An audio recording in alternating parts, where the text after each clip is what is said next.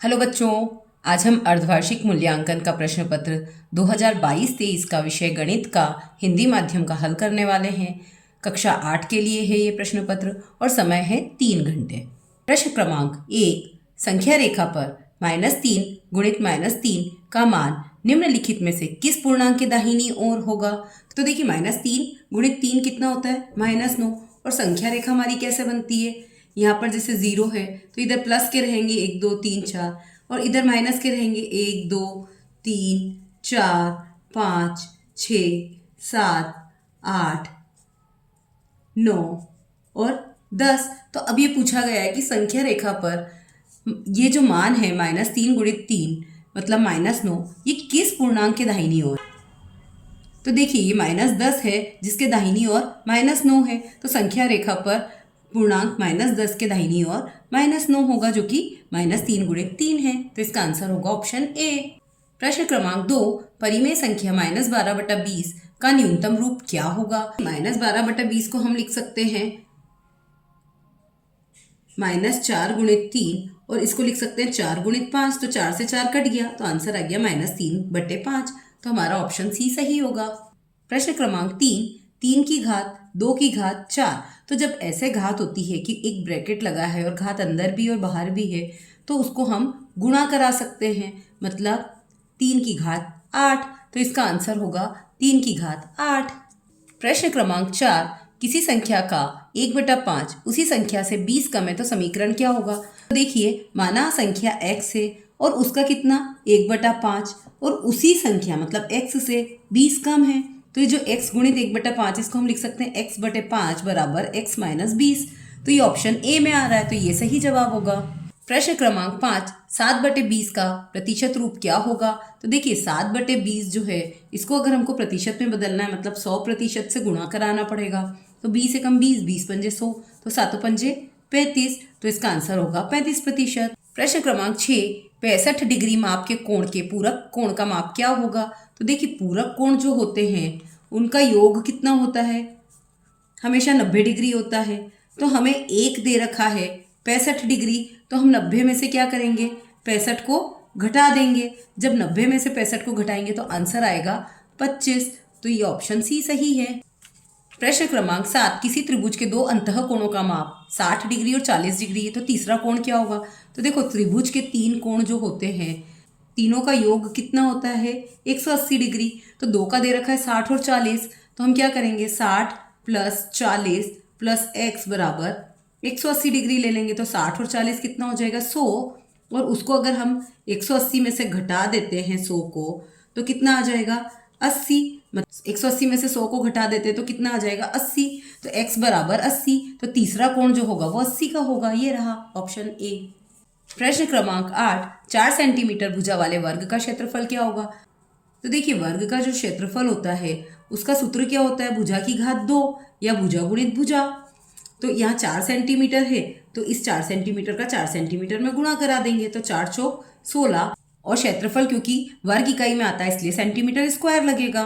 प्रश्न क्रमांक 9, निम्नलिखित संख्याओं का बहुलक होगा। तो देखिए, संख्या क्या दे रखी, 2 6 5 4 0 3 4 3 2 4 5 2 और 4। तो इसमें हम क्या करेंगे, सबसे पहले इसको आरोही क्रम में जमा लेंगे। आरोही क्रम मतलब पहले छोटा फिर बड़ा। तो पहले क्या आ जाएगा 0, फिर 2 कितनी बार है 1 2, 3 बार 2 है तो 1 2 और 3 बार 2 लिख लिए। फिर 3 कितनी बार है 1 2, 2 बार 3 है तो 2 बार 3 लिख लिए। फिर 4 कितनी बार है 1 2 3, 4 बार 4 है तो 1 2 3, 4 बार 4 लिख लिए। फिर 5 2 बार है तो 5 2 बार लिख लिए। फिर 6 एक ही बार है तो 6 को एक बार लिख लिया। तो देखो, सबसे ज़्यादा बार कौन आ रहा है, 0 एक बार, 3 बार 2, 2 बार 3 और 4 कितनी बार आ रहा है 4 बार आ रहा है। 5 2 बार और 6 एक बार। तो देखिए, बहुलक क्या होता है, जो सबसे ज्यादा बार आता है। तो सबसे ज्यादा बार तो ये 4 आ रहा है ना, तो इसका आंसर होगा 4। प्रश्न क्रमांक 10, किसी घनाभ में शीर्षों की संख्या कितनी होगी। तो देखिए, ये हमारे पास एक घनाभ है और इसमें कितने कोने होते हैं, कोनों को ही शीर्ष कहा जाता है। तो 1 2 3 4 और 4 इधर होते हैं 5 6 7 8, ऐसे करके टोटल 8 कोने होते हैं हमारे पास। तो इसका आंसर होगा 8। प्रश्न क्रमांक 11, निम्नलिखित समीकरण हल कीजिए। 3x प्लस 2 बराबर 13। तो क्या करेंगे, सबसे पहले तो हमने समीकरण लिख ली, फिर ये जो प्लस का 2 है इसको बराबर के दूसरी तरफ ले गए तो माइनस का 2 हो गया। 13 में से 2 को घटाया तो कितना आ गया, 11 आ गया। और जो 3x लिखा है इसमें 3 काय के साथ है, x के साथ गुणा में है, तो इसको हम भाग में ले जाएंगे, तो x बराबर 11/3, ये हमारा आंसर हो जाएगा। प्रश्न क्रमांक 12, यदि रोहन के घर से स्कूल की दूरी y-5 मीटर है तो उसे घर से स्कूल और स्कूल से घर जाने में कुल कितनी दूरी तय करनी होती है। तो देखिए, वो जितना घर से स्कूल जाएगा उतना ही स्कूल से घर भी आएगा, मतलब उसी दूरी को हमको 2 से गुणा कराना पड़ेगा। तो देखिए, रोहन के घर से स्कूल की दूरी है y-5 और घर से स्कूल और स्कूल से घर की दूरी के लिए हम 2 से गुणा करा देते हैं, तो कुल दूरी आ जाएगी 2 का y से गुणा मतलब 2y और 2 का 5 से गुणा मतलब -10। मीटर में दे रखा है इसलिए आंसर भी मीटर में ही आएगा। प्रश्न क्रमांक 13, यदि चाय बनाने के लिए दूध और पानी का अनुपात 1:3 रहता है तो 2 लीटर दूध से चाय बनाने के लिए कितनी मात्रा पानी की आवश्यकता होगी। तो देखिए, पहले दूध दे रखा है फिर पानी, तो हमने भी लिख लिया दूध बटे पानी, और अनुपात दे रखा है 1/3 तो हमने लिख लिया 1/3। अब दे रखा है कि दूध कितना है, 2, दूध हमारा ऊपर वाला है तो हमने यहाँ 2 लिख दिया, और पानी हमें पूछा गया है तो हमने नीचे x लिख दिया। अब इनका क्रॉस मल्टीप्लाई करा लेंगे, x का 1 में गुणा हो जाएगा और 3 का 2 में हो जाएगा, x बराबर 6 लीटर पानी चाहिए। प्रश्न क्रमांक 14, 0.5 जीरो को प्रतिशत में बदलिए। तो देखिए, जो संख्या दे रखी पहले तो वो लिख लेते हैं और प्रतिशत में बदलने के लिए गुणा में 100% लगा देते हैं। अब ये जो संख्या है इसमें यहाँ दशमलव दे रखा था, तो दशमलव को हटाया अगर हमने तो नीचे क्या आ गया, 1 आ गया, जितने अंक है उतने 0 आ गए, तो ये आ गया 50/100 गुणित 100%। अब 100 से 100 को काट दिया तो बचा क्या आंसर, 50%। प्रश्न क्रमांक 15, एक वस्तु को ₹1000 में खरीदकर ₹1100 में बेचा जाता है तो लाभ प्रतिशत ज्ञात कीजिए। तो देखो, ज्यादा में बेचने मतलब लाभ होता है, और लाभ का सूत्र क्या होता है, विक्रय मूल्य माइनस क्रय मूल्य, मतलब जितने में बेचा और जितने में खरीदा उन दोनों को आपस में घटा दो। तो 1100 में बेचा, 1000 में खरीदा तो 100 रुपये का फायदा हुआ, मतलब 100 रुपये का लाभ हुआ। अब लाभ प्रतिशत निकालने के लिए जो लाभ आया है वो बटे में क्रय मूल्य गुणित 100, तो लाभ कितना आया, 100 रुपये। क्रय मूल्य कितना था, खरीदा था 1000 रुपये में तो 1000 लिख देंगे और गुणा में 100% लगा दिया, तो लाभ प्रतिशत बराबर क्या हुआ, ये 1 2 3 जीरो से 1 2 और ये 3 जीरो कट गए तो बचा क्या, 10%। तो ये हमारा आंसर हो गया। प्रश्न क्रमांक 16, दिए गए चित्र में त्रिभुज के बाह्य कोण x का मान ज्ञात कीजिए। तो देखिए, हमें इस वाले कोण x का मान ज्ञात करना है और 2 अंतःकोणों का मान दे रखा है। तो ये जो 2 अंतःकोण दूर वाले होते हैं, बाह्य कोण दूर है ना इससे, ये दोनों अंतःकोणों से, ये वाले अंतःकोण का मान नहीं दे रखा है, दूर वालों का दे रखा है, तो इन दोनों को अगर हम जोड़ देते हैं तो बाह्य कोण के बराबर हो जाएगा। तो इसके लिए हम लिख सकते हैं कि त्रिभुज का बाह्य कोण बराबर त्रिभुज के दूरस्थ अंतःकोणों का योग, मतलब 60 और 50 को अगर हम जोड़ देते हैं तो बाह्य कोण के बराबर आ जाएगा। तो 60 + 50 मतलब 110 डिग्री, तो इसका बाह्य कोण का माप हो जाएगा इन दोनों का योग, मतलब 110 डिग्री। प्रश्न क्रमांक 17, दिए गए समद्विबाहु त्रिभुज में x का मान ज्ञात कीजिए। तो देखिए, हमें एक त्रिभुज दे रखा है जिसमें ये 2 भुजाएं बराबर दे रखी है। अगर 2 भुजाएं बराबर होती तो जो 2 भुजाएं बराबर दे रखी है उन दोनों को अगर अपन बराबर के यहाँ पर ऐसे हाथ रख देते हैं तो जो बचे हुए दोनों कोण हैं वो भी आपस में बराबर होंगे, मतलब ये है अगर 45 का तो ये भी 45 का होगा। और ये वाला जो है इसका मान हमको ज्ञात कर, और ये वाला जो कोण है बी वाला, इसका मान हमें ज्ञात करना है। तो देखिए, कोण सी बराबर कोण ए बराबर 45 डिग्री, क्योंकि ए बी बराबर बी सी दिया हुआ है। अब तीनों कोणों का योग कितना होता है, 180 डिग्री के बराबर होता है। तो त्रिभुज के तीनों अंतःकोणों का योग मतलब 45 डिग्री + 45 डिग्री + x बराबर 180 डिग्री। अब 45 को 45 में जोड़ेंगे तो 90 आ जाएगा।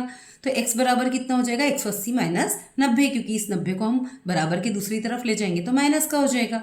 अब 180 में से 90 को घटाया तो कितना आ जाएगा, 90 डिग्री। तो x बराबर 90 डिग्री, ये आंसर हो जाएगा। प्रश्न क्रमांक 18, दिए गए त्रिभुज ABC और त्रिभुज PQR सर्वांग सम है या नहीं, यदि हाँ तो सर्वांग सम संबंध को सांकेतिक रूप में लिखिए।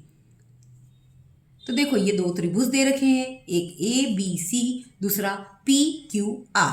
अब यहाँ पर A से लेके B तक का नाप है 3.5 सेंटीमीटर, A से लेके C तक का है 5 सेंटीमीटर और B से लेके C तक का है 7.1 सेंटीमीटर। अब यहाँ पर भी अगर हम देखें तो देखो, ये जो 3.5 है वो यहाँ PR में दे रखा है, और ये जो 5 सेंटीमीटर है वो यहाँ RQ में दे रखा है, और जो 7.1 है वो यहाँ PQ में दे रखा है। मतलब इसी त्रिभुज के नाप जो है वो के वही नाप इस त्रिभुज के भी हैं और इसको घुमा दिया गया है। तो देखिए भुजा ए बी जो है वो भुजा पी आर के बराबर है और इसका नाप है 3.5 सेंटीमीटर, क्योंकि देखो ये ए बी है 3.5 की और ये पी आर है ये भी 3.5 सेंटीमीटर की है। ऐसे ही भुजा ए सी मतलब यहाँ से यहाँ तक की और भुजा आर क्यू मतलब यहाँ से यहाँ तक की, ये दोनों 5-5 सेंटीमीटर की है, तो ये हमने लिख दिया। फिर भुजा बी सी ये है 7.1 सेंटीमीटर, फिर भुजा पी क्यू ये भी है 7.1 सेंटीमीटर, तो हमने लिख दिया। मतलब ऐसा त्रिभुज जिसकी तीनों भुजाएं बराबर हैं या सर्वांग सम है तो उसको हम कहेंगे साइड साइड साइड या भुजा भुजा भुजा सर्वांग समता। इसको आप हिंदी में लिख सकते हो भुजा भुजा भुजा सर्वांग समता, तो ये भी सही है। प्रश्न क्रमांक 19, एक समांतर चतुर्भुज की एक भुजा और संगत ऊंचाई की माप क्रमशः 4 सेंटीमीटर और 3 सेंटीमीटर है। समांतर चतुर्भुज का क्षेत्रफल ज्ञात कीजिए। तो समांतर चतुर्भुज के क्षेत्रफल का सूत्र होता है आधार गुणित ऊंचाई। हमें ऊंचाई और एक भुजा दे रखी है, तो जो भुजा हमें दे रखी है उसको हम आधार मान लेते हैं और ऊंचाई ले लेते हैं। तो 4 सेंटीमीटर गुणित 3 सेंटीमीटर, तो 4 तिया 12 और क्षेत्रफल है इसलिए वर्ग इकाई तो सेंटीमीटर की घात 2। प्रश्न क्रमांक 20, एक पासे को फेंकने पर 5 आने की प्रायिकता क्या होगी। तो देखो पासे को अगर हम फेंकते हैं तो अंक कौन कौन से मिलते हैं, या तो 1 आएगा या 2 आएगा या 3 आएगा या 4 आएगा या 5 आएगा या 6 आएगा। तो इसकी प्रायिकता के लिए सूत्र क्या होता है, जितनी अनुकूल संभावनाएं मतलब हमारे काम के जितने हैं वो ऊपर और कुल जितने हैं वो नीचे। तो इसमें क्या बोला है 5 आने की, तो 5 मतलब ये जो है एक ही नंबर हमारे काम का है तो इसलिए हमने ऊपर 1 लिख दिया है और टोटल कितने 1 2 3 4 5 6, तो हमने नीचे 6 लिख दिया है। तो 5 आने की प्रायिकता होगी 1/6। प्रश्न क्रमांक 21, मीना ने 9% वार्षिक दर से 1 वर्ष पश्चात ₹45 ब्याज के रूप में दिए, उसने कितना धन उधार लिया। तो देखो उसने कितना धन लिया हमें नहीं पता है, तो मूलधन हमें नहीं पता है। दर 9% से दे रखी है इसलिए दर हो गई 9%। समय 1 वर्ष दे रखा है तो समय 1 वर्ष हो गया और ब्याज दे रखा है 45 रुपये, ये हमने लिख दिया।